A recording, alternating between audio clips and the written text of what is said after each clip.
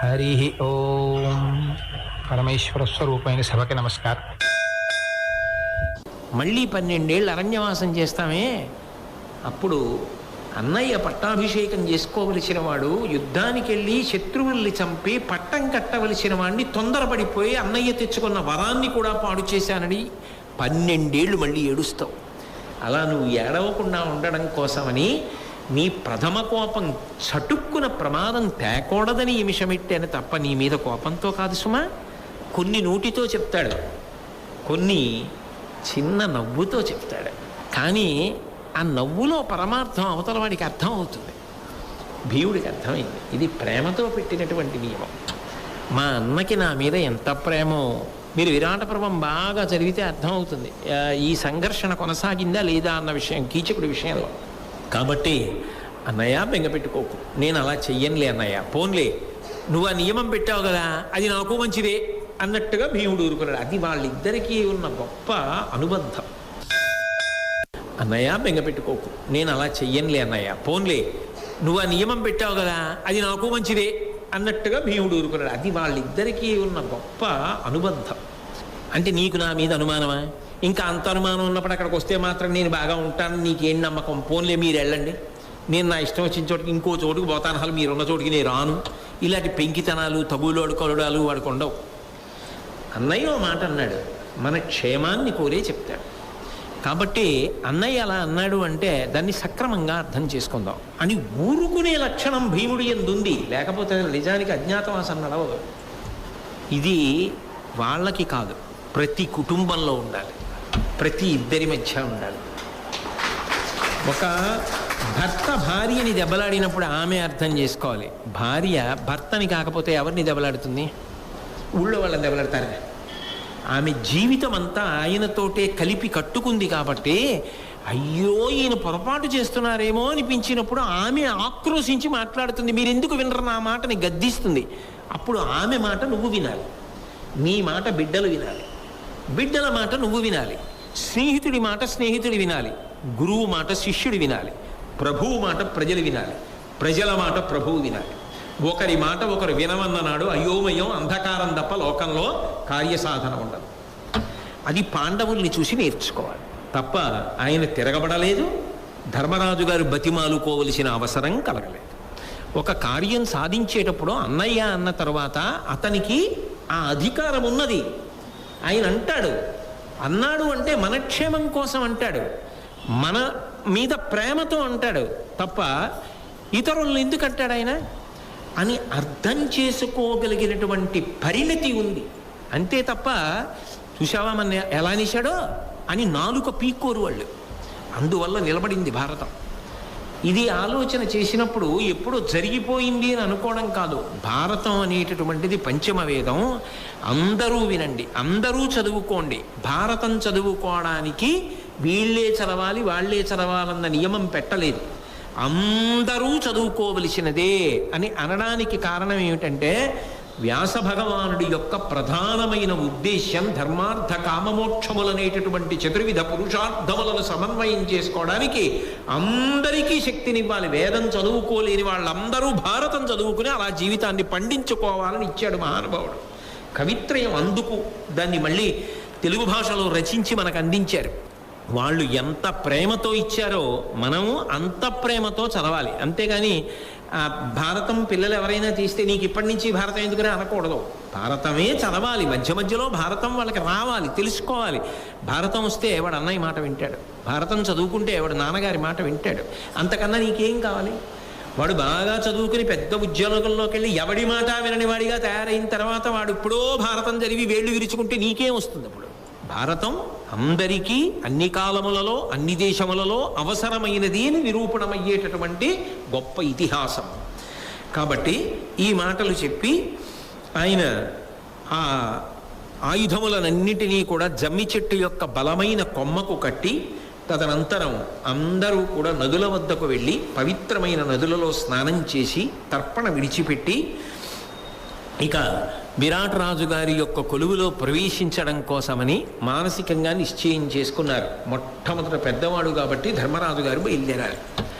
పాపం మిగిలిన వాళ్ళు బెంగ పెట్టుకున్నారు, మిగిలిన వాళ్ళ కోసం ఆయన బెంగ పెట్టుకున్నాడు. అది వాళ్ళ యొక్క అనుబంధం, వాళ్ళ యొక్క ప్రేమ.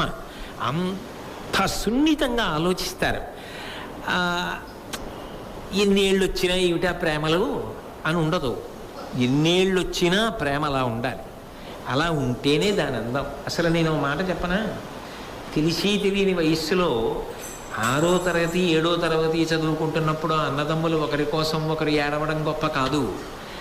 75 ఏళ్ళు అన్నయ్యకి వచ్చిన తర్వాత 70 ఏళ్ళు వచ్చిన తమ్ముడు అన్నయ్య పడిపోకుండా చేయి పట్టుకుని అన్నయ్యని నడిపించడానికి వెనకాతల పెడతాడే, అన్నయ్య నువ్వు వద్దన్నయ్య, నువ్వు కూర్చో అన్నయ్య, నేను చేస్తానన్నయ్య అని అన్నయ్యకి మంచినీళ్ళు తీసుకొద్దాం, అన్నయ్యకి అరటిపండు ఒలిచి పెడదామని అన్నయ్యతో మాట్లాడతాడే.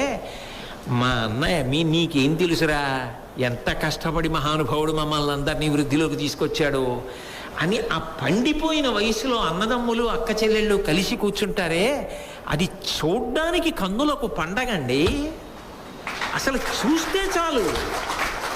ఓ 4 అన్నదమ్ములు, ఓ 3 అక్క చెల్లెళ్ళు అంత పెద్ద వయస్సు వచ్చేసిన తర్వాత కూర్చుని మనం అందరం ఏమండి ఏమండి అని ఎంతో గౌరవించేటటువంటి వాళ్ళని విరే అన్నయ్య ఇలారా అని భుజం మీద కొట్టి హాస్యం ఆడి చెల్లి ఇలారా నువ్వు అని, చిన్నప్పుడు నువ్వేం చేశావే అని వాళ్ళు హాస్యం ఆడుకొని వాళ్ళలో వాళ్ళు నవ్వుకొని ఏం చేయాలి, ఇంత దోసకాయ పప్పు, ఇంత ఆవకాయ, ఇంత పెరుగు వేసుకొని అందరూ కలిసి కూర్చొని మాట్లాడుకుంటున్నారు అనుకోండి, ఆ ఇంటికి దృష్టి దోషం తగలకుండా పెద్ద గుమ్మడికాయ కట్టాలి. అంటే అది ఐశ్వర్యం. అన్ని వేళలా డబ్బు కాదు, మిగలవలసిన అనుబంధం ఏదైనా ఉంటే వయసు పెద్దదైపోతున్నప్పుడే కావాలి. అది చూసి ఏ లోకంలో ఉన్న తల్లిదండ్రులు సంతోషిస్తారు, నా కడుపున పుట్టిన బిడ్డలు ఇంత ప్రేమగా కలిసి ఉన్నారు అని. కాబట్టి అది వాళ్ళ అనుబంధం. నిజంగా మహాభారతంలో ఆ పాండవుల అనుబంధం చదువుతుంటే ఒకళ్ళ కోసం ఒకళ్ళు పడే పరివేదన, ఆ ద్రౌపదీదేవి భర్తల గురించి మాట్లాడటం చదువుతుంటే ఇలా నేను ఉండగలిగానా జీవితంలో, నేను ఎక్కడైనా తొట్టుపాటు పడ్డానా, నేను జీవితంలో చాలా కోల్పోయానా ఈ విషయంలో అనిపించి ఒక్కసారి అయితే వెంటనే ఓ 4 రోజులు సెలవు పెట్టేసి తోబుట్టువుల దగ్గరికి వెళ్ళి రావాలనిపిస్తుంది. మహానుభావుడు అంతగా మన కుటుంబపరమైనటువంటి అనుబంధములను జ్ఞాపకం వచ్చేటట్టుగా అందించినటువంటి భారతం. కాబట్టి ఆయన వెళ్ళారు. భగవద్ అనుగ్రహం కలిసి రావడం అన్న మాటకు అర్థం ఏమిటి? విరాట్ రాజు గారు లేరండి, పక్క ఊరు వెళ్ళారు, రావడానికి 20 రోజులు పడుతుందంటే ఎక్కడ కూర్చోవాలి? కంకుభట్టు లోపల ఎక్కడో ఉన్నారండి, దర్శనం ఇవ్వడానికి సాయంకాలం అవుతుంది అన్నా ఇబ్బందేగా. దైవానుగ్రహం పురుషకారమునకు కలవడం అంటే ఆ రోజే విరాట్ రాజు గారు కొలువుదీరి ఉన్నాడు. అందరూ కొలువులోకి వెళ్ళి మాట్లాడవచ్చు, అందరూ పలకరించవచ్చు. కాబట్టి ఇప్పుడు ధర్మరాజు గారికి కార్యము సానుకూల్యమైపోయింది. చక్కగా అక్కడే ఉన్నాడు విరాట్ రాజు గారు, వెళ్తున్నాడు, చేరిపోతాడు కొలువులో. ఆయన చేరిపోయాడంటే దాని అర్థం ఏమిటి? ముందు ఏనుగు వెళ్ళింది అంటే ముళ్ళన్నీ తొక్కేస్తుంది, వెనక మిగిలిన జంతువులు వెళ్ళిపోవచ్చు. ధర్మరాజు గారు వెళ్ళిపోయారంటే మిగిలిన 5 వెళ్ళిపోతారు, 4 తమ్ముళ్ళు, ద్రౌపదీదేవి కూడా చేరిపోతారు కొలువు. కాబట్టి ఈయన వెళ్ళేటప్పటికీ విరాట్ రాజు గారు కొలువు తీరి ఉన్నాడు.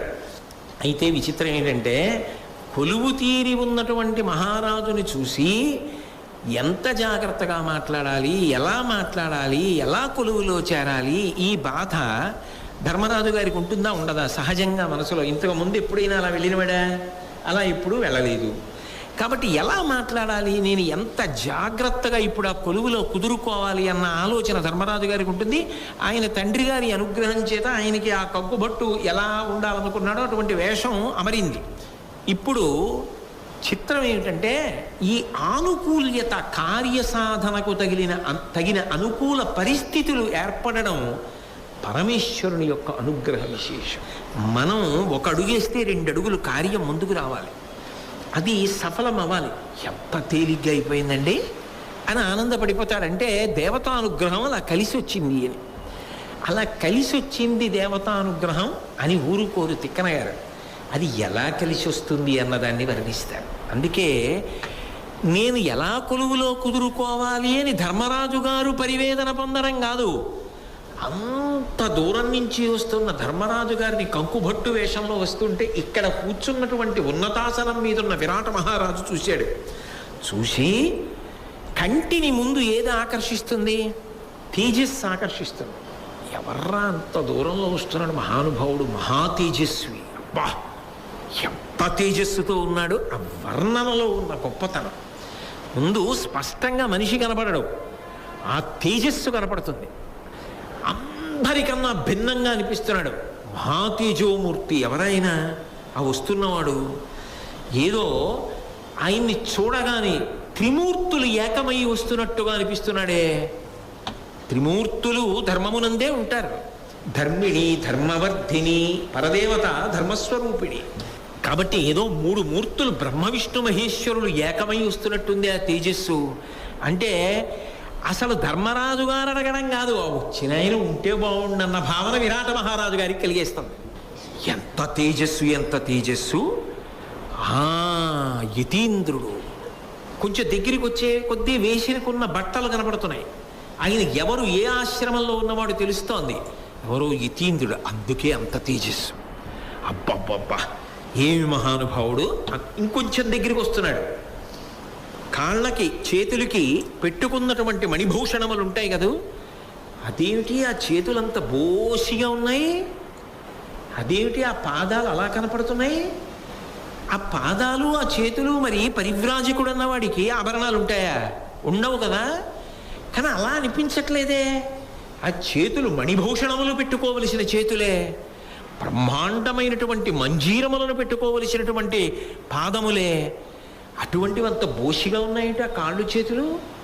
అవి అద్భుతమైన ఆభరణముల చేత అలంకృతము కావాలి కదా. అదేమిటి ఆయన వస్తుంటే ఎవరూ పక్కనుండాలన్న కోరిక లేకుండా రావలసిన సన్యాసిలే అనిపించట్లేదు. పక్కన 2 వైపులా మదగజములు ఘీంకరిస్తూ వెడుతూ రావలసిన చక్రవర్తిలా కనిపిస్తున్నాడేమి నాకు. అంటే ఆయన అడిగిన దానికి ఒడంబడడానికి మనసు సిద్ధపడిపోతోంది తప్ప ఆయన అడగవలసిన అవసరం అసలు కల్పింపబడట్లేదు. అది ఈశ్వరుని యొక్క కృప. దాచినా దాగని తేజస్సు యమధర్మరాజు గారి వరం ఉంది కాబట్టి దాగుతోంది అక్కడ. అదేమిటి అసలు పక్కన నేత్రాస్తులు బెత్తాలు పట్టుకొని పక్కకి జరగండి, పక్కకి జరగండి, పక్కకి జరగండి అంటూ ఉండగా వెళ్ళవలసిన వాళ్లే కనపడుతున్నాడే. తనంత తాను ఒక్కడూ వెళ్ళవలసిన వాళ్ళ కనపట్టలేదే. ఆ టీవీ అలా ఉంది, ఆ దర్పం అలా ఉంది, ఆ నడక అలా ఉంది, ఆ తీరు అలా ఉంది. అంటే ఏ వేషం కట్టినా ధర్మరాజు గారు నడిస్తే అలా ఉంటుందంటే, మహానుభావుడు నిజంగా చక్రవర్తిగా ధర్మరాజు నడిస్తే ఎలా ఉంటుందో ఆలోచించండి. ఆయన తేజస్సు ఎలా ఉంటుందో ఆలోచించండి. అది ఎప్పుడున్న తేజస్సు. 12 ఏళ్ల అరణ్యవాసం తర్వాత తేజస్సు. అజ్ఞాతవాసానికి వెళ్లే ముందు ఎంతో క్లేశపడిన తర్వాత తేజస్సు. ఆయుధాలని మూట కట్టి నదిలో స్నానం చేసి వస్తున్న తేజస్సు. మరి ఎక్కడిది ఈ తేజస్సు? ఎలా నిలబడింది అంటే, అది అలా రావడానికి కారణం ఏదో అంగరాగములు రాసుకుంటే వచ్చింది కాదు. ధర్మానుష్ఠాన బలము చేత ఏర్పడిన తేజస్సు. ఆ తేజస్సు సమ్మోహితము, ఆకర్షిస్తుంది. అందులో ఎంత చూసినా ఆకర్షితం అవ్వడమే కానీ అనిపించేది కాదు. అది ధర్మానికి ఉన్న గొప్పతనం. అది చెప్పకుండా చెప్పడం, ధర్మానుష్ఠాన బలం.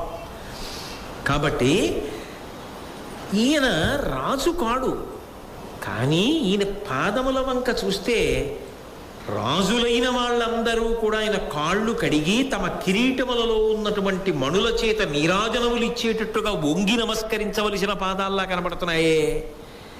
మహాచక్రవర్తి వైభవం కనబడుతోంది ఆ పాదాల్లో. అంతేనా?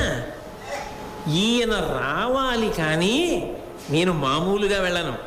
ఈయన దగ్గరికి వెళ్ళినప్పుడు నేను ఆయన దగ్గరికి నా కుమారులందరినీ తీసుకుని వెడతా, నా బంధువుల్ని తీసుకెడతా, నా స్నేహితుల్ని, నా మంత్రుల్ని అందరినీ తీసుకెళ్ళి ఆయన పాదములకు నమస్కరిస్తా. నమస్కరించి ఎదురు వెడతా. అందరూ లేవండి సభలో అని చెప్తా. ఎదురు వెళ్ళి తీసుకొచ్చి ఉచితమైన ఆసనం మీద కూర్చోబెడతా. ఆయనకి నేను నమస్కారం చేస్తా, ఆయన దీవెనలు పుచ్చుకుంటా. ఆ తేజస్సు అటువంటిది. అయిపోయిందా? కార్యము సాధింపబడిందా? ముందు ధర్మరాజు గారికి చోటు దొరకాలి అక్కడ. ముందు అది ఇమడడం కష్టం. ఎవరికి వారిదే ఆ ప్రతిభ. అసలు ద్రౌపదీదేవి మహాతల్లి కాబట్టి ఇది సాధింపబడిందంటే ఆయన తేజస్సు చేత, ఆ ధర్మానుష్ఠాన బలం. కాబట్టి ఆయన వస్తున్నాడు సభలోకి. విరాట మహారాజు లేచి నిలబడ్డాడు, సభికులందరూ లేచి నిలబడ్డాడు. తన వారైన వారందరితో ఎదురెళ్ళాడు ధర్మరాజు గారికి, స్వాగతం చెప్పాడు, తీసుకొచ్చాడు, ఉచితాసనం మీద కూర్చోపెట్టాడు. కూర్చోపెట్టి, అయ్యా మీ జన్మస్థలం ఏది, మీ వంశమేది, మీరు నివసించినటువంటి చోటేది, మీ పేరేది, మీరు అసలు ఇక్కడికి రావడానికి కారణమేమిటి అని అడిగాడు. ఈ ప్రశ్నలు ఉండకుండా ఉంటాయా? ఉంటాయి. కానీ ఈ ప్రశ్నలకి ఏవో జవాబులు చెప్పడం ఒక ఎత్తు, తన వేషానికి తగినట్టు జవాబు చెప్పడం ఒక ఎత్తు. మీ పేరేమిటనగా నా పేరు ఇది, ఫలానా ప్రాంతంలో ఉంటాను, ఏదో చెప్పడం ఒక ఎత్తు. కానీ పేరేది అనేటప్పటికీ ధర్మరాజు గారు అన్నీ విని, పరివ్రాజకుడిలా కదు వేషం కట్టి ఉన్నాడు కాబట్టి ఇవన్నీ అడిగినప్పుడు ఏమిటో ఇవన్నీ అడుగుతారని, పరివ్రాజకుడు వైరాగ్యంతో ఉన్నవాడు ఎలా మాట్లాడతాడో అలా మాట్లాడితేనే నమ్మకం కలిగి కథ రమణీయమైనటువంటి స్థితిని పొందుతుంది. అది ఆ బుద్ధి అలా ప్రచోదనం పొందాలంటే దేవతానుగ్రహం ఉండాలి. అందుకే ఏది చెయ్యండి, ధియో యోన ప్రచోదయాత్, మా బుద్ధులు ప్రేరేపింపబడుగాక, సమయ సందర్భములకు తగినట్టు ప్రవర్తించగలిగినటువంటి ఆలోచనలు మా బుద్ధి ఎందు కలుగుగాక అని అడుగుతారు చిట్ట చివర. ఏది చెయ్యండి, చిట్ట చివర ప్రచోదయాత్ అని పూర్తి చేస్తారు. ధర్మరాజు గారు అన్నాడు, ఏ ఊళ్ళో ఉంటావు, నీ పేరేమిటి, ఎక్కడి నుంచి వచ్చావు, ఇవన్నీ అడిగాడు కదూ. ఉన్న రూప పలుకు నన్నరు లెక్కడగలరు, తూచినట్లు పలుకు వలుకనైన చందమయ్యే, అంతియక కంత పట్టి చూడగలరే ఎట్టివారు. ఏమిటో ఇలా అడుగుతూ ఉంటారు. ఏదో రూపం, ఏదో పేరు, మీరెవరు, మీ పేరేమిటి, ఎక్కడి నుంచి వచ్చారు అంటారు. కానీ అసలు తత్వాన్ని బట్టి చూసి ప్రశ్న వేసేవాడెవరు అంటే ఆయన ఉద్దేశం ఏమిటి? ఏ పాంచభౌతికమైన శరీరం, ఇది ఎక్కడి నుంచి వచ్చిందో, అమ్మ కడుపులో ఏర్పడింది. ఏర్పడిన శరీరంలోకి జీవుడు ఎక్కడి నుంచో వచ్చి అందులో దూరాడు. ఎందుకు దూరాలి? ఏవో కర్మ ఫలితాలను అనుభవించాలి, అందుకని ఆ శరీరంలోకి వచ్చాడు. ఆ శరీరానికి ఓ పేరా, ఊరా? ఎక్కడి నుంచి వచ్చింది అసలు నిజానికి? అమ్మ కడుపులోకి. అమ్మ కడుపులో ఉన్న దాంట్లోకి జీవుడు ఎక్కడి నుంచి వచ్చాడు? వాడు ఏ ఊరు నుంచి వచ్చాడో ఎవడికి తెలుసు? వచ్చినవాడు పైకి వచ్చినప్పుడు పేరుందా? నాన్నగారు పెట్టనంత కాలం దానికి ఓ పేరుందా? ఆ తర్వాత నాన్నగారికి ఏదో తాతగారి పేరో ముత్తాతగారి పేరో పెట్టాలనిపించిందో పేరెట్టే. వాడు కూడా ఆ పేరెట్టుకుని నేనిది అని ఆ పేరు అంటున్నాడు. నిజానికి ఆ పేరు పుట్టినప్పుడు ఉందా? పోయినప్పుడు ఆ పేరుతో పోతాడా? ఒక్కొక్కసారి ఆశ్రమాన్ని మార్చుకుంటే పేరు మారిపోతుంది. సన్యాసాశ్రమంలోకి వెళ్ళిన తర్వాత తల్లిదండ్రులు పెట్టిన పేరు వదిలేస్తారు. కాబట్టి నిజానికి ఆ పేరు ఒకటి పెట్టబడింది, కానీ ఆ పేరు లేకపోయినా ఆ శరీరం ఉండవలసిన నాళ్ళు ఉంటుంది. నిజానికి ఈ పైదానికి, పేరుకి, శరీరానికి ఏమిటి? లోపల ఎప్పుడు ఉండేది ఆత్మ. అది ఒకనాడు ఉండేది కాదు, దానికి ఒక ఊరు లేదు, అది ఎక్కడి నుంచి రాదు, అది ఎక్కడికి పోదు. దాని గురించి అడగడు. ప్రతివాడు ఊరేమిటి, పేరేమిటి అని ఏమిటో అడుగుతూ ఉంటారు, చెప్పేవాళ్ళు చెప్తూ ఉంటారు. సరే, కానీ అంటే ఎలా ఉంది? కట్టుకున్న బట్టలకి తగినట్టుగా పరమ వైరాగ్యంతో చెప్పినట్టుగా లేదు. అలా చెప్తేనే అప్పుడు ముచ్చట ఇనుమడిస్తుంది. అబ్బాబ్బా, ఎంత వైరాగ్య సంపన్నుడు, ఎంత గొప్పగా మాట్లాడాడండి అనిపిస్తుంది. మీరు అడిగారు, నాకు చాలా సంతోషం అండి. నేను అడగకుండానే అడిగారు. నా పేరండి అని చెప్పి, మా ఊరండి, ఏమిటో చాలా ఉండేదండి, ఇలా అయిపోయానండి, ఇవన్నీ మాట్లాడాడు అనుకోండి. ఏమిటి కాషాయం కట్టుకుని ఇలా ఉన్నాడు అనుకుంటారా? అనుకోరా. అందుకే వేషమునకు తగిన మాట, ఆ సమయానికి ఆ సందర్భానికి తగినట్టు మాట్లాడగలిగినటువంటి బుద్ధి ప్రచోదనము ఈశ్వరానుగ్రహము. అందుకని మొదటి మాట ఇది మాట్లాడాడు. అలాగని అసలు ఏమీ మాట్లాడకుండా, ఏమీ చెప్పకుండా ఉండడం ఎలా సంభవిస్తుంది? పూర్వాశ్రమం గురించి అయినా చెప్పాలి కదా. పూర్వాశ్రమంలో ఎవరు, ఎందుకు ఇలా ఉన్నాడు, ఎందుకు వచ్చాడు చెప్పాలి కదా మరి ప్రభువుకి, లేకపోతే అది దోషం అవుతుంది. అందుకని ద్విజుడ, కురు విషయజాతుడ, సుజనప్రియుడైన ధర్మసుతు సఖుడ, పరివ్రజనాశ్రమ కలితుండ, మనుజవల్లభయోగ్య బహు వినోదకరుండన్. ఓ విరాట మహారాజా, నేనెవరిని ఏమిటి అని అడిగావు కదా. బాహ్యంలో అయితే ద్విజుడ, నేను ద్విజుడిగా జన్మించినవాడిని, మామూలుగా జన్మించి సంస్కారము చేత మళ్ళీ పుట్టుకను పొందినవాడిని, కాబట్టి ద్విజుడ. కురు విషయ జాతుడ, కురుదేశంలో పుట్టినటువంటి వాడిని. సుజనప్రియుడైన ధర్మసుతు సఖుడ, మంచి వాళ్ళంటే చాలా ఇష్టపడేటటువంటి ధర్మరాజు గారి యొక్క స్నేహితుడిని. ధర్మరాజు గారి పేరెత్తేటప్పటికీ విరాట మహారాజు గారికి చాలా సంతోషం. ఎందుకంటే ఆయనకి ధర్మరాజు గారు అంటే ఇష్టం. ధర్మరాజు గారే వచ్చారని తెలుసుకోలేకపోయాడు. కాబట్టి ధర్మరాజు గారి యొక్క స్నేహితుణ్ణి పరివ్రజనాశ్రమ కలితుండా, పరివ్రాజక ఆశ్రమంలో ప్రస్తుతం ఉన్నవాణ్ణి. మనుజవల్లభయోగ్య బహు వినోదకరుండన్. మహారాజా, మహారాజులైనటువంటి వాళ్ళు సంతోషించడానికి ఎలా ఉండాలో అలా మాట్లాడగలిగినటువంటి ప్రజ్ఞ కలిగినటువంటి వాణ్ణి, అటువంటి వినోదములను అందించగలిగినటువంటి వాణ్ణి. కాబట్టి ఇంకా ఈ శరీరం అంటావా పంచభూతాలతో ఏర్పడుతుంది. మనసు అంటావా సూక్ష్మ శరీరం, పైకి కనపడదు మనసు. దానికి అపారమైన వేగం, అటు ఇటు పోతుంది. శరీరం అంటావా పాంచభౌతికం, దానికి ఉన్న వేగం దీనికి లేదు. చిత్రం ఏమిటంటావా ఈ రెండూ కలిసి ఉంటాయి, కలిసి ఉండి కార్యాలు నడుస్తూ ఉంటాయి. రెండు విరుద్ధమైన విషయములు కలిపి ఒక దాంట్లో ఉంటే దాంతో సత్యాన్ని ఎలా నిరూపిస్తాం? అసలు దీనికి ఒక రుజువు అన్నది లేదుగా, రుజువర్తనం అన్నది దీనికి లేదు. రెండు విరుద్ధ స్వభావములు కలిసే ఇందులో. సూక్ష్మ శరీరమనికేమో వేగం మనసుకి, దీనికేమో పంచభూతములతో తయారైంది కాబట్టి దీనికి ఆ శక్తి లేదు. పైగా ఇది మారిపోతూ ఉంటుంది. ఈ రెండు కలిసి ఉన్నాయి. దీంతో సత్యమును నిరూపణం చేసి మాట్లాడటం ఎలా అంటావు? కాబట్టి ఇంతకన్నా ప్రశ్నలు ఎందుకులే అన్నట్లుగా మాట్లాడాడు. మాట్లాడి, మహారాజా జూత క్రీడకు కుండకసే నేతున్. నాకు జూత క్రీడ కొంచెం వచ్చాయో. విరాట మహారాజు గారికి రెండూ సార్లు మహారాజుల్ని ఆనందపరచడం వచ్చు, జూత క్రీడ కొంచెం వచ్చు. కపటమున నొప్పని జనంబులు నా చేతి ధనమెల్ల కొని పరిభూతి అనర్చిన విరక్తి పుట్టి వెడలి తిని. అయితే దేనికైనా కారణం ఒకటి ఉండాలిగా. నా దగ్గర కొంత ఐశ్వర్యం ఉండేది విరాట మహారాజా.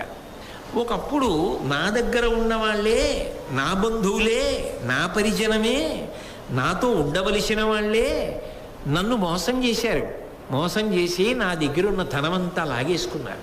దాంతో నాకు వైరాగ్యం వచ్చింది. ఏమిటి ఇదంతా, నమ్మిన వాళ్ళే మోసం చేస్తే అని ఒక వైరాగ్య భావన వచ్చింది. వచ్చి విరక్తి పుట్టి వెడలి తిని, విరక్తి పుట్టి ఆ ఊరు వదిలేశాను. ఇంకా వాళ్ళ గురించి తలుచుకోవడం మానేశాను.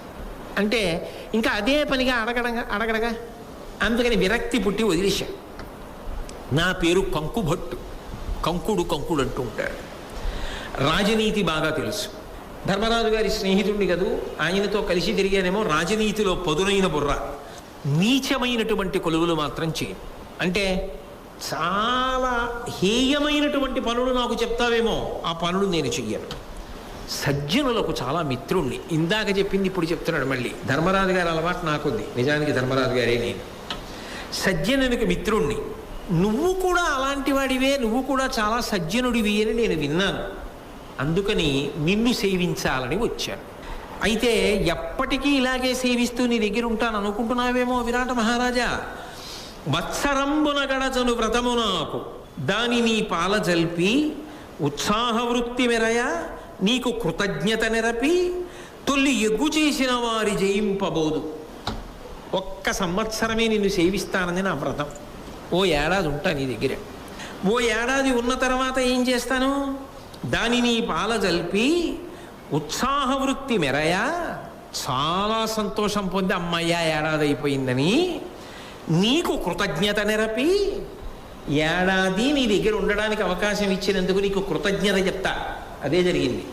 ఆయన చేసిన ఉపకారానికి ప్రత్యుపకారం చేసి పెట్టాడుగా ధర్మరాజు.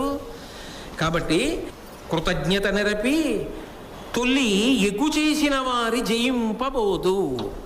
నాకు ముందు అపకారం చేసిన వాళ్ళు ఉన్నారే, వాళ్ళని జయించడానికి అప్పుడు ఎడతా. ఏదో అప్పుడు గ్రహస్థితికి అనుకూలంగా ఉందనుకున్నాడు ఆయన. కాదు, ఏమిటి ఇది పాండవులకి ఉన్నటువంటి సమస్య కదా. 12 ఏళ్ళు పూర్తయింది, అజ్ఞాతవాసానికి వెళ్ళవలసిన సమయం వస్తోందని ఆ రోజుల్లో తెలియని వాడు ఎవరు? ఏమిటో ధర్మరాజు గారి స్నేహితుడిని అంటున్నాడు, గురుదేశంలో పుట్టానంటున్నాడు, ధనమంతా ఎవరో అపహరించారంటాడు, ఏడాది తర్వాత మళ్ళీ జయం పొందడానికి వెడతానంటున్నాడు, జూతం తెలుసు అంటున్నాడు. కానీ నీతో మాత్రం కేవలంగా పందెం లేకుండా జూదం ఆడతానంటాడు, నీకు వినోదం కల్పిస్తానంటాడు, రాజనీతి తెలుసు అంటాడు, వైరాగ్యం మాట్లాడతాడు, భౌతికంగా ఆకృతి చూస్తేనేమో భిన్నంగా ఉన్నాడు, చక్రవర్తులు సేవించవలసిన వాళ్ళే ఉన్నాడు, ధర్మరాజు కాదు కదా అన్న అనుమానం విరాట మహారాజుకి రాదు. ఎందుకనంటే పైన యమధర్మరాజు గారి వరం ఉంది. అసలు మిమ్మల్ని గుర్తుపట్టరు. అంటే అలా గుర్తుపట్టడానికి కావలసిన ఆలోచన అదే రాదు. చూడండి, ఒక్కొక్కసారి మనమే అంటాం, ఏమిటో ఆ సమయానికి ఆ బుద్ధి రాలేదండి, అసలు అది జ్ఞాపకం రాలేదు తమాషా అంటారు. ఏడాది వాళ్ళ బుద్ధుల్ని అలా తొక్కేశాడంతే పరమాత్మ. ఆ వరం ఎందుకు వచ్చింది? ఈ శక్తి ధర్మానుష్ఠాన బలం, కేవలముగా ధర్మరాజు పట్టుకున్నటువంటి ధర్మం. కాబట్టి నేను అలా ఉంటాను అన్నాడు. అంటే విరాట మహారాజు గారు అన్నాడు, ఏదో నన్ను సేవించి నన్ను కొలిచి అని మీరు కొన్ని మాటలు వాడారు. అలా ఏం అక్కర్లేదు. మీ యందు నేను ఎంత ప్రీతి పొందానంటే, నాతో సమానముగా ఆసనములు, నేను ఎటువంటి ఉన్నతాసనముల మీద కూర్చుంటానో మీరు కూడా అటువంటి ఉన్నతాసనముల మీద కూర్చోండి. నేను ఎంత విలువైన వస్త్రములు కట్టుకుంటానో మీరు కూడా అంత విలువైన వస్త్రములు కట్టుకోండి. నేను ఎటువంటి భోజనం చేస్తానో మీరు అటువంటి భోజనం చేయండి. నాకు ఏ మర్యాద జరుగుతుందో మీకు అదే మర్యాద జరుగుతుంది. అంటే రాజుతో సమానం తప్ప మీరు రాజు కన్నా తక్కువ వాడు మాత్రం కాదు. కాబట్టి నాతో సమానమైనటువంటి మర్యాదలు జరుగుతాయి. అంతేకాదు, మిగిలినటువంటి పరివారం అంతా కూడా నన్ను చూసినప్పుడు ఏ భయభక్తులు ప్రదర్శిస్తారో మిమ్మల్ని చూసి కూడా అదే భయభక్తులు ప్రదర్శించాలి. అడగకుండా ఇచ్చేస్తున్నాడు. అక్కడికి వెళ్ళినా ఆయన టీవీకి, ఆయన దర్పానికి, ఆయన అవసరానికి తక్కువేం జరగలేదు. ఎందుకు జరగలేదు అంటే మళ్ళీ మళ్ళీ నేను చెప్పక్కర్లేదు. ఆయన ధర్మానుష్ఠాన బలం ఆయన అలా కాపాడుతుంటుంది. ధర్మో రక్షతి రక్షిత. ధర్మాన్ని అనుష్ఠించిన వాడిని ధర్మం కాపాడుతూనే ఉంటుంది. కాబట్టి మీకు ఇలాగే అన్ని మర్యాదలు జరుగుతాయి. అంతేకాదు, ఎవరైనా నేను విధించిన ఈ ఆజ్ఞ మీరి మీ పట్ల ఇంకొకలా ప్రవర్తిస్తే, మత్స్యదేశం మొత్తం మీద అలా ప్రవర్తించిన వాడు ఎవరున్నా సరే వాడు దండన పొందుతాడు, రాజదండన. అంటే అప్రకటితముగా విరాట మహారాజుతో సమానమైనటువంటి రాజపదవే అంత స్థాయిని కల్పించేశాడు. కల్పించగానే ధర్మరాజు గారు చిన్న నవ్వు నవ్వారు. చాలా సంతోషపడిపోయి, మహారాజా మహా సంతోషం, ఏ వేళలో బయలుదేరాను మహారాజా, చాలా ఆనందం మహారాజా, ఇవన్నీ ఇస్తారన్నారు, ఇంకేం కావాలి మహారాజా, ఎక్కడ ఉండమంటారైతే అన్నాడు అనుకోండి. ఇంకేమిటి అంటే ఒక్కొక్కసారి ఏమవుతుందంటే లోపలివాడు పైన కట్టిన వేషంతో సమానంగా ఉండడం. ఎందుకంటే పూర్ణమైన వైరాగ్యంతో ఆ బట్ట కట్టుకున్నారనుకోండి, ఎప్పుడూ ఆ మాటలే ఉంటాయి. సన్యాసాశ్రమం అందుకే అంత గౌరవనీయము, అంత పవిత్రము. కానీ ధర్మరాజు గారు అలా వైరాగ్యం వచ్చి కట్టుకున్నవాడు కాదు. ఆ కాలం అలా వెళ్ళపుచ్చడం కోసం పాప ఆయన వేషం కట్టుకున్నాడు. కాబట్టి చటుక్కున మాట ఇంకొకలా రాకూడదు. ఆయన అవన్నీ ఇస్తాను, నీకు రాజుతో సమానమైనటువంటివన్నీ కల్పిస్తానంటే ఇంతకన్నా ఆనందం ఏముంటుందండి అనేశాడు అనుకోండి, బాగుంటుందా? అందుకని ధర్మరాజు గారు నవ్వు నవ్వాడు. అది ప్రాజ్ఞత. అది ఎప్పుడూ గుర్తెరిగి ఉండడం. ఏది మరిచిపోవాలో దాన్ని మరిచిపోవడం. అదే జీవితంలో విజయాన్ని చేకూరుస్తుంది. ఇప్పుడు ఒక నటన చేస్తున్నవాడు ఉన్నాడు, ఒక నటుడు, ఆయన మహానటుడు అని ఇప్పుడు కీర్తింపబడతాడు. ఆయన కోట్లకి పడగలెత్తినవాడు కావచ్చు నిజ జీవితంలో, కానీ ఆయన ఒక బిచ్చగాడి వేషం వేస్తున్నాడు అనుకోండి. బిచ్చగాడు ఎలా ఉంటాడో, అన్నం దొరకక ఎంత ఆక్రోశించాడో, మంచినీళ్లు దొరక్క ఎంత బాధపడ్డాడో, బయట వర్షం పడుతుంటే తలదాచుకోవడానికి గూడు లేక ఎంత బాధపడతాడో అలా ఆయన బాధపడ్డాడు అనుకోండి. ఆయన బాధ చూసి ఆ చలనచిత్రం ప్రదర్శింపబడుతున్నటువంటి గదిలో కూర్చున్న వాళ్ళందరూ కూడా 100 రూపాయలు ఇచ్చి కూర్చుని కళ్ళు తుడిచేసుకుని కళ్ళు ఎర్రపడిపోయి ముక్కు కారిపోయి బయటకు వచ్చి పాపా ఏం నటించాడంటే, నిజంగా ఆయన అంత దరిద్రంలో లేడని అందరికీ తెలుసు, కానీ ఆయన నటనకు అంత ఏడిచేశాడు. అంటే ఆయన నటుడుగా అలా సాధించాడు, మహానటుడు కదా. ఈయన అలాగే సాధించాలి. ఇప్పుడు వేషం కట్టున్నాడు. ధర్మరాజు గారు ఒక మహానటుడు అయ్యాడు. అంటే అసలు ప్రారంభం చేస్తూనే అంత బాగా ఒదిగాడు, అందులోకి అంత బాగా ఒదిగిపోయాడు. తన కొడుకులతోటే రాముడి పాత్ర వేసినా కొడుకుల పేర్లు పెట్టి పిలవకూడదు, కుశలవులనే పిలవాలి అప్పుడు రాముడి పాత్రలో ఉన్నప్పుడు. అంతేగాని మరిచిపోయి మా అబ్బాయి పేరు పెట్టి పిలిచేశారండి, వేరే షణ్ముఖ అన్నానండి, అలవాటు కదా కొడుకుని అన్నాడు అనుకోండి, ఇంకేం మహానటుడు. తన కొడుకులే వేసినా కుశలవులారా అనాలంతే అక్కడ. అలా అసలు మరిచిపోకుండా అయిపోయే వరకు అలాగే అని వేషం తీసేసిన తర్వాత వేరే షణ్ముఖ అన్నాడు అనుకోండి, ఆయన మహానటుడు, ఒదిగిపోయాడు అందులోకి అని గుర్తు. ధర్మరాజు గారు అలా ఒదుగుతున్నాడు అంటే ఇత పూర్వం ఆయన చెయ్యందైనా ఆయన ఇప్పుడు చేయవలసి వస్తే ఆయన ఎంత బాగా అందులోకి సర్దుకుంటాడో. చెంబులో పోసిన నీటి చెంబులోకి, కలశలో పోస్తే కలశలో, గ్లాసులో పోస్తే గ్లాసులో, దొప్పలో పోస్తే దొప్పలో సర్దుకున్నట్టు సర్దుకుంటున్నాడు. అంటే మనసులో కూడా ఆయన ఎంత బాగా కష్టాన్ని ఓర్చడానికి సిద్ధపడిపోయాడో చూడండి. అది ఒకటికి ఉండవలసిన లక్షణం. కాబట్టి ఆయన అన్నాడు, ఏను హవిష్యమ కుడుతును భూనాయక, నాకు శయ్య భూమియా ఇమ్మై భూని వ్రతంబులు సలిపెడువానికి ఇన్నియును ఇట్లు వలయన చెప్పుమా. విరాట మహారాజా, నాకు అవిస్తాను ఇవిస్తాను అంటున్నావే, కానీ నేను పరివ్రాజకుణ్ణి కదా, నాకు ఆ రాసభోజనాలు నాకెందుకు, నాకు అవద్దు. హోమం చేసినప్పుడు ఉపయోగించేవేవో అవి తింటాను నేను. తేజకారకం. అజ్ఞాతవాసం తర్వాత రాజ్యం కావడానికి కావలసిన తేజస్సు నిలబెట్టుకోవాలి, ఆ బుద్ధి వైభవం నిలబడాలి. అన్నిటినీ మించి వేషానికి తగినట్టు బ్రతకాలి. లేకపోతే చూసేవాడికి చిత్రంగా ఉంటుంది, ఇదేమిట్రా ఈయన ఇలా ఉంటాడేమిట్రా అనరు. అందుకని హోమ సంబంధమైన పదార్థములను మాత్రమే భోజనంగా తీసుకుంటాను. నేను మంచాల మీద వాటి మీద పడుకోను. అందుకని రాజుగారిలా నాకు హంసతూలికా తల్పాలు, ఏదో వీణానాదంతో నిద్రపోవడాలు, సుప్రభాతంతో లేవడాలు ఇవన్నీ నాకెందుకు మహారాజా, నేను కటిక నేల మీద పడుకుంటాను. అంటే ఇచ్చినా పుచ్చుకోవడానికి సిద్ధపడట్లా, అనుమానం లేకుండా ఉండడానికే జాగ్రత్త పడుతున్నాడు. ఏదో మా నాన్నగారి వరం ఉంది కదా, ఎలా ఉంటే ఏమిట్లే అనలేదు. పురుషకారం తన ప్రయత్నంలో ఎంత జాగ్రత్త పడుతున్నాడో చూడండి. ఇటువంటి వాడికి ఈశ్వరానుగ్రహం ఉండదండి. కాబట్టి నాకు శయ్య భూమియా, నేను భూశయనం చేస్తాను, నాకు ఇతరమైన అక్కర్లేదు. ఇక అనేకమైనటువంటి వ్రతములను సలుపుతూ ఉంటాను. ఇప్పుడున్నటువంటి వ్రతానికి నువ్వు ఇచ్చినటువంటివి కాదు, నేను కోరుకున్నవి తగినవి. కాబట్టి నువ్వు ఇస్తానని ప్రేమతో అన్నావు కానీ మహారాజా అవన్నీ నాకెందుకు, అవన్నీ వద్దులే అనగానే విరాట మహారాజు ఎంతో సంతోషించి, ఇటువంటి వాడు ఏడాది పాటు నా దగ్గర ఉండడం, ఇన్ని శాస్త్రాలు తెలిసిన్నవాడు నాకు పైన గొడుగుగా నిలబడ్డం, రాజ్యం వృద్ధిలోకి రావడానికి ఈశ్వరుడి యొక్క కృప అని, మీరు ఎలా కోరుకుంటే అలా ఉండండి, మాకు కావలసింది మీరు ఉండడం తప్ప మీరు ఇలా ఉండండి అని నేను అన్నాం. మీరు ఎలా కావాలంటే అలా ఉండండి, మీకేం కావాలో చెప్పండి, అవి సమకూరుస్తాను, మీరు ఉండడమే సంతోషం అని పరమానందంగా అంగీకరించాడు.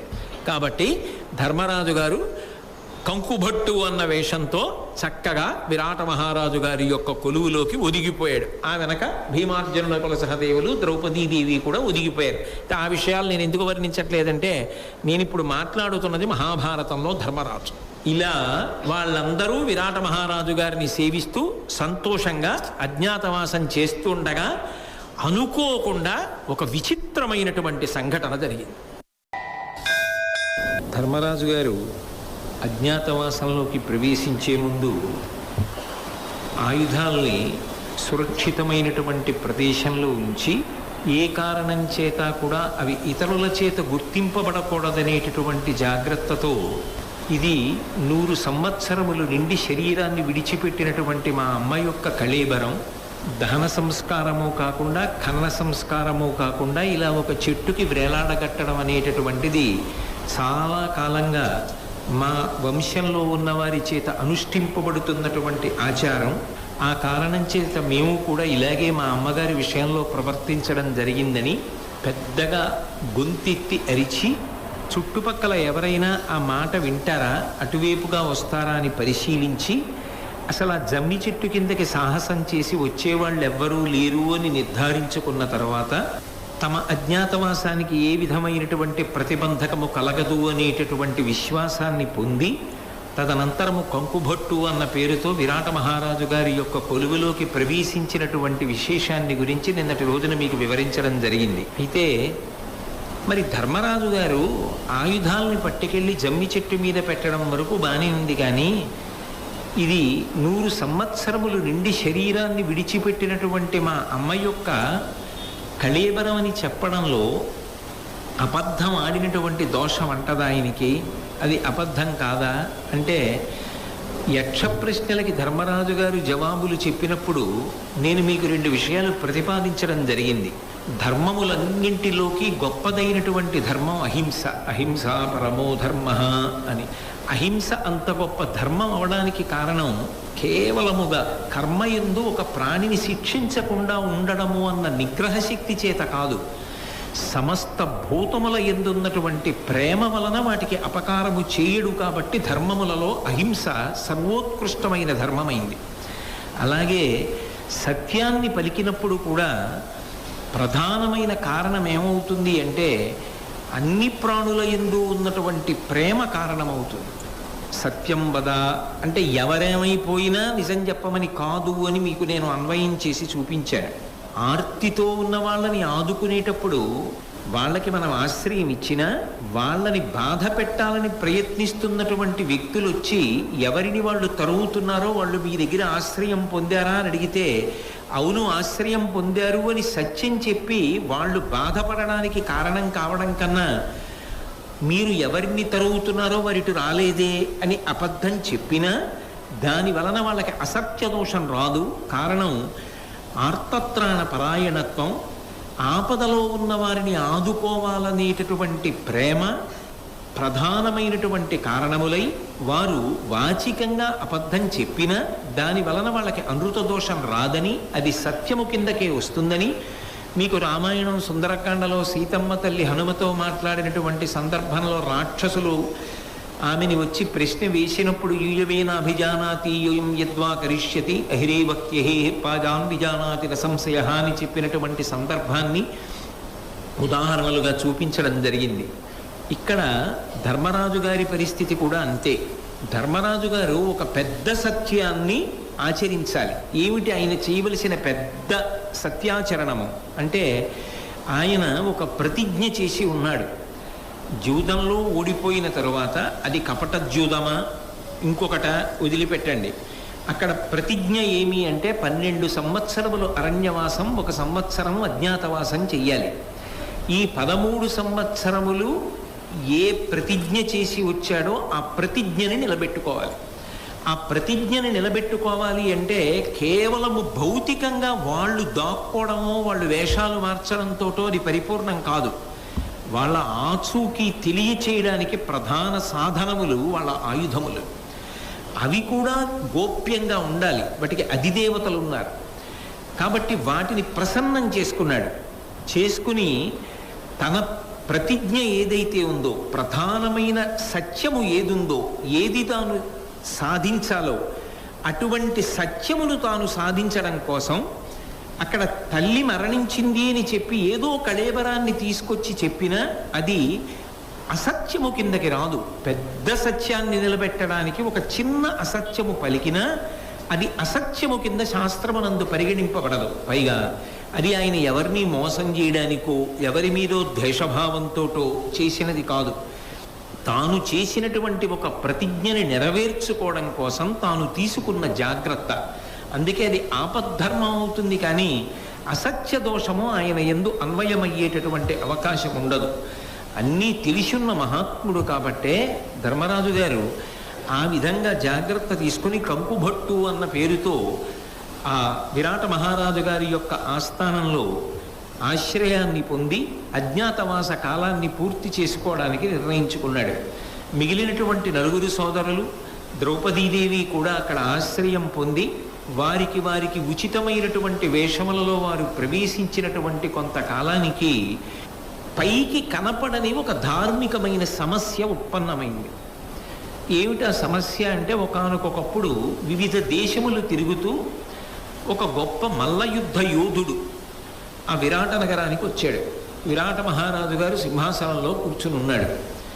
ఆయన మహారాజు గారి దగ్గరికి వచ్చి, నేను అనేక దేశములను పర్యటించాను, ఎందరో మల్లయోధులు నాతో యుద్ధం చేశారు, కానీ నన్ను గెలిచినవాడు లేడు, నాతో సమానంగా యుద్ధం చేసినవాడు లేడు. నాకు అలా యుద్ధాన్ని వేడుకగా కల్పించగలిగిన వాడు ఎవరైనా ఉన్నాడా అని వెతుకుతూ మీ రాజ్యానికి వచ్చాను. నాతో యుద్ధం చెయ్యగలిగినటువంటి వీరుడు మీ రాజ్యంలో ఎవరైనా ఉన్నాడా అని ఒక పెద్ద సవాలు విసిరాడు. ఇప్పుడు దాన్ని స్వీకరించాలి మహారాజు, లేకపోతే అది రాజ్యం యొక్క ప్రతిష్టకి భంగం. కానీ యథార్థానికి ఆ సమయంలో విరాట మహారాజు గారి యొక్క కొలువులో ఆ వచ్చినటువంటి మల్లయోధుడితో సమానంగా యుద్ధం చెయ్యగలిగినటువంటి వ్యక్తి ఉన్నాడన్న విషయం విరాట మహారాజు గారి యొక్క స్ఫురణలో కూడా లేదు. అంటే భీముడు ఉన్నాడు, వలరుడన్న పేరుతో ఉన్నాడు, ఆయన మల్ల యుద్ధం చెయ్యగలడు, ఇవన్నీ అంత గొప్పగా ఆయనకి జ్ఞాపకము లేవు. అంతకుముందు ఆయన చూసినవాడని చెప్పడానికి ఆధారాలు లేవు. అందుకని అది ఆయనకి స్ఫురించలేదు. ఆయన ఆలోచన ఎంతవరకు వెళ్ళింది అంటే తన రాజ్యంలో ఉన్నటువంటి మల్లులు, ఇంత శక్తి కలిగినటువంటి వాళ్ళు ఎవరైనా ఉన్నారా అక్కడ వరకు ఆలోచించాడు. వెంటనే ఎవరిదైనా పేరు చెప్పి ఆయనని పిలిపించండి, ఆయన ఇతనితో యుద్ధం చేస్తాడు, ఇతన్ని ఓడించి రాజ్య గౌరవాన్ని నిలబెడతాడు అనడానికి ఆయనకి ఏ పేరు స్ఫురించలేదు.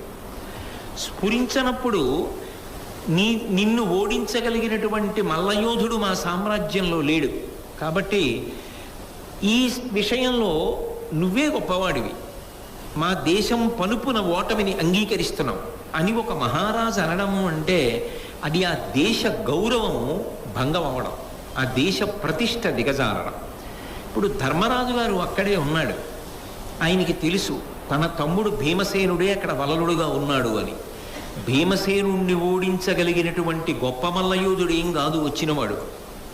కానీ తాను జాగ్రత్త తీసుకుని ఇప్పుడు వలలుడు బయటికి రావడం, యుద్ధం చేయడం మంచిదా అని ఆలోచించి ముందు మన వ్యక్తిగతమైనటువంటి సంక్షేమానికి ఇది ఇబ్బంది కల్పిస్తుంది, అజ్ఞాతవాసం భంగమయ్యే అవకాశం ఉంటుంది. ఎన్నో దేశాలలో మల్లుల్ని ఓడించినటువంటి ఒక మహావీరుణ్ణి విరాట నగరంలో ఎవరో ఒక యోధుడు మట్టు పెట్టేట, ఓడించేట అని తెలిస్తే వైరివీరులకు మన ఉనికిని తెలుసుకోవడానికి ఒక ఆధారం అవుతుంది. విరాట మహారాజు గారి యొక్క దేశ ప్రతిష్ట పోతే మనకెందుకు, విరాట మహారాజు గారి గౌరవం పోతే మనకెందుకు, మన పబ్బం గడిచిపోతే మనకి చాలు అనుకుంటే ధర్మరాజు గారు వలలుడు గురించి ప్రస్తావన చెయ్యకుండా నిశ్శబ్దంగా ఊరుకోవచ్చు. ఎవరి గౌరవం పోతుంది? విరాట మహారాజు గారి గౌరవం పోతుంది. ఏ దేశ ప్రతిష్ట పోతుంది? మత్స్య దేశ ప్రతిష్ట పోతుంది. తానేం ఆ దేశానికి ప్రభువు కాడు, తాను ఆ దేశవాసి కాడు, ప్రస్తుతం ఆయన రాచరికంలో లేడు, కాబట్టి ఆయన మిన్నకుండొచ్చు. తన యొక్క ప్రయోజనాన్ని ఒక్కదాన్నే ఆయన ఆలోచించవచ్చు. కానీ అది ధర్మరాజు గారి యొక్క ధర్మం కాదు.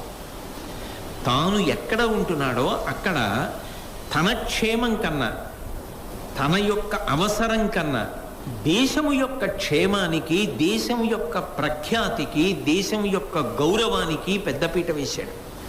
విరాట మహారాజు గారి యొక్క గౌరవం నిలబడడం ప్రధానంగా ఆలోచించాడు.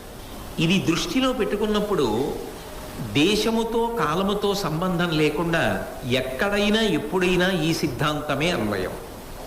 ఒక వ్యక్తి యొక్క గొప్పతనాన్ని ఆలోచించాలా, దేశము యొక్క గొప్పతనాన్ని ఆలోచించాలా అన్న సమస్య ఏర్పడినప్పుడు ఒక వ్యక్తి ప్రతిష్ట కన్నా సమాజ ప్రతిష్ట, రాష్ట్ర ప్రతిష్ట, దేశ ప్రతిష్ట గొప్పవి. దానికోసం అవసరమైతే వ్యక్తి తనకి సంబంధించినటువంటి క్షేమాన్ని కూడా పణంగా పెట్టగలిగినప్పుడే రాజ్యము నిలబడుతుంది. ఎక్కడో సరిహద్దులలో ఉన్నటువంటి సైనికులు ఒక్కొక్కసారి తమ తమ కుటుంబాలకి సంబంధించినటువంటి యోగక్షేమాల విషయంలో కూడా దూరంగా ఉంటూ, అసలు కనుక్కోవడానికి కూడా అవకాశం లేనంత దూరంలో ఉండి రాత్రింబవళ్ళు కష్టపడి పోరాటం చేసి ఒక్కొక్కసారి చాలా మంచి వయస్సులో ఉండగా ప్రాణములను విడిచిపెట్టేస్తున్నారు. కాబట్టి ఈ దేశము యొక్క సమగ్రత, ఈ దేశము యొక్క గౌరవం, ఈ దేశము యొక్క రక్షణ నిలబడుతున్నాయి. అటువంటి దాని జోలికి ఎవరెడతారని ఎవరి మానాన వాళ్ళు వెళ్లకుండా ఊరుకున్నారు అనుకోండి, అప్పుడు దేశం అనేటటువంటి దాని గౌరవం ఎలా నిలబడుతుంది? అందుకే వ్యక్తి క్షేమమా, వ్యక్తి గౌరవమా, వ్యక్తి యొక్క క్షేమమా, లేక సంఘము యొక్క క్షేమము, సంఘము యొక్క గౌరవము, లేదా దేశము యొక్క ప్రతిష్ట అన్న రెండిటి మధ్య సంఘర్షణ ఏర్పడినప్పుడు వ్యక్తి ప్రయోజనం కన్నా సమాజ ప్రయోజనమే గొప్పది. అందుకే అసలు నిజంగా బయలుదేరుతున్నప్పుడు ధర్మరాజు గారు ఆయుధాలతో చెప్పిన మాట ఏమిటి? మా వాడి యందు ఉద్రేకం ఎక్కువ, అందున ధార్తరాష్ట్రుల పేరు చెప్తే మరింత తొందరగా ఆవేశానికి లోనవుతాడు. మీరు ఎట్టి పరిస్థితులలో భీముడికి మాత్రం కనపడకండని చెప్పినటువంటి ధర్మరాజు గారే ఇప్పుడు విరాట మహారాజుతో మన రాజ్యంలోనే ఒక గొప్ప మల్లయోధుడు ఉన్నాడు, ఆయనని పిలిచి ఈ మల్లయోధుడితో యుద్ధం చేయించండి, ఇతన్ని ఆయన మట్టు పెట్టగలడని చెప్తున్నాడు. అంటే దీని వలన ఎక్కడైనా ఏదైనా ప్రమాదం ఏర్పడదు అని చెప్పడం ఎలా సాధ్యం? తన వరకు తాను అలా సిద్ధాంతం చేయడం సాధ్యం కాదు. ఎందుకంటే ఏదో కీచకుణ్ణి చంపినట్టు అదేం రహస్యంగా ఓ గదిలో జరుగుతున్నటువంటి విషయం కాదు. రాజ్యసభలో అనేక మంది మధ్యలో జరుగుతోంది. పైగా ఇన్ని దేశాలకు వెళ్ళి వచ్చినటువంటి ఒక మల్లయోధుడు మధ్య దేశంలో ప్రవేశించి విరాట నగరంలోకి వెళ్ళిన తర్వాత అక్కడ వంటలు చేసేటటువంటి ఒక వ్యక్తి, ఇతపూర్వం ధర్మరాజు గారి దగ్గర మల్లయోధుడిగా ఉన్నవాడు ఇప్పుడు ఈ వచ్చిన మల్లయోధుడిని చంపాడు అన్న వార్త బయటికి వెళ్ళింది అనుకోండి, పాండవుల యొక్క ఉనికి బయటపడడానికి అదొక అవకాశమై తీరుతుంది. కానీ ధర్మరాజు గారి ధైర్యం అంతా ఏమిటి అంటే, తాను ధార్మికమైనటువంటి పథంలో ప్రయాణం చేస్తున్నప్పుడు, తన క్షేమం కన్నా దేశక్షేమానికి పెద్దపీట వేసినప్పుడు దేవతానుగ్రహం తన్ని కాపాడి తీరుతుంది. తాను ధర్మాన్ని పట్టుకుని ఉండగా తాను చెనకబడడం అనేటటువంటిది జరగదు.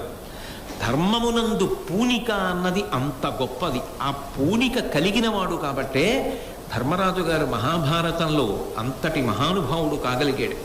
అందుకే విరాట మహారాజు గారితో మాట్లాడుతూ ఒక మాట అన్నాడు, వీనికి మార్కొన జాలెడు దానికి తగువాని ధర్మతనయుని పురిలో నానా నియుద్ధలంపటు నేనొక్కని కంటి నిపుణుడిందుల కతడు. ఓ విరాట మహారాజా, నేను ధర్మరాజు గారికి స్నేహితుణ్ణి అని మీతో మనవి చేశాను కదా, ఆ ధర్మరాజు గారి నగరంలోనే ఒక గొప్ప మల్లయోధుడు ఉన్నాడు. ఆ మల్లయోధుడు ఇప్పుడు మీ దగ్గర వలలుడు అన్న పేరుతో వంటలవాడిగా ఉన్నాడు. ఆ వలలుడని పేరుతో వంటలవాడుగా ఉన్నటువంటి ధర్మరాజు గారి ఆస్థానంలో పనిచేసినటువంటి మల్లయోధుణ్ణి పిలిస్తే తప్పకుండా ఇతని విషయంలో జవాబు చెప్పగలిగినటువంటి వాడు, ఇతనికి సరి అయినటువంటి ప్రతికృతి చేయగలిగినటువంటి వాడు, విశేషించి దేశ గౌరవం నిలబెట్టగలిగినటువంటి వాడు. కాబట్టి ఆయనకి కబురు చేయండి అన్నాడు. అంటే నిజానికి ఇప్పుడు రంగంలోకి వలలుణ్ణి ప్రవేశపెట్టింది ఎవరు? ధర్మరాజు గారే. ఆయన ధర్మాచరణ మీద ఆయనకి అంత నమ్మకం. సరే, వలలుణ్ణి తీసుకొచ్చారు. ఆయన బహుజాగ్రత్త పరుడు. భీముడు అంత తొందరపడే వ్యక్తి కాదు అని విరాట పర్వంలోనే అనేక సందర్భాల్లో నిరూపణమవుతుంది. అందుకే ఆయన యుద్ధం చేసేటటువంటి అవకాశం వచ్చింది. అందులో మల్ల యుద్ధం అంటే మరీ సంతోషం. చాలా రోజులైంది యుద్ధం చేసి. ఇన్నాళ్ళకి మళ్ళీ ఒక గొప్ప మల్లయోధుడు దొరికాడు. అందున అన్నగారి అంగీకరిస్తున్నాడు. అయితే ఇక్కడ రెండు ప్రశ్నలు. ఒకటి, ఓడించి వదిలిపెట్టడమా, నేను ఓడిపోయానని మిగిలిన దేశాలకి వెళ్ళి చెప్పినప్పుడు ఒక్కడి చేతిలోనే ఓడిపోయానని చెప్పడానికి, నోరెత్తడానికి ఇక అవకాశం లేకుండా శాశ్వతంగా మట్టు పెట్టేయడమా? ఏది చెయ్యాలి? ఎందుకంటే ఇన్నిసార్లు గెలుపొందినవాడు ఒక్కసారి ఓడిపోయాడు అనుకోండి, అదే ప్రశ్న గుచ్చి గుచ్చి వేస్తారు అతన్ని. ఇన్నాళ్ళు ఎక్కడ గెలిచావని అడగరు, ఇప్పుడు ఎవరి చేతిలో ఓడిపోయావని అడుగుతాడు. ఎవరి చేతిలో ఓడిపోయావు? అంత బలవంతుడు ఎలా అయ్యాడు? ఓ వంట చేసే వ్యక్తిలో అంత బలం ఎలా ఉంది? నిన్ను ఎలా పడగొట్టాడు అని. అందులో తిక్కనగారి విరాట పర్వంలో వర్ణించినటువంటి మల్లయుద్ధం, ఆయన మహానుభావుడు రాజాస్థానాల్లో పనిచేశాడు కాబట్టి ఆ పట్లు అవి అంత గొప్పగా వర్ణించారు. ఈయన బయటికి వెళ్ళి ఎక్కడైనా నోరు విప్పి మాట్లాడాడు అనుకోండి, అప్పుడు ప్రమాదం వస్తుంది. సర్వం శ్రీ ఉమామహేశ్వర పరబ్రహ్మార్పణమస్తు. స్వస్తి.